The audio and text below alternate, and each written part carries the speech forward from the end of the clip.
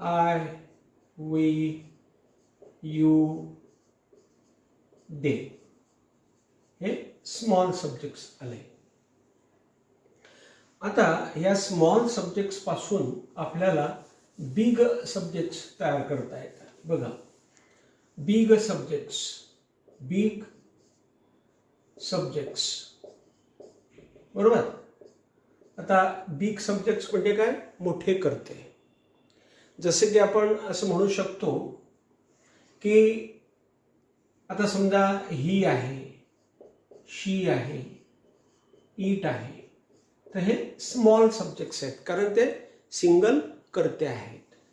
ही हा एकटाच आहे, सिंगल आहे म्हणून हा सिंगल कर्ता झाला. शी हा एकटाच आहे, सिंगल आहे म्हणून तो एकटा झाला. आणि इट सुद्धा सिंगल आहे. परंतु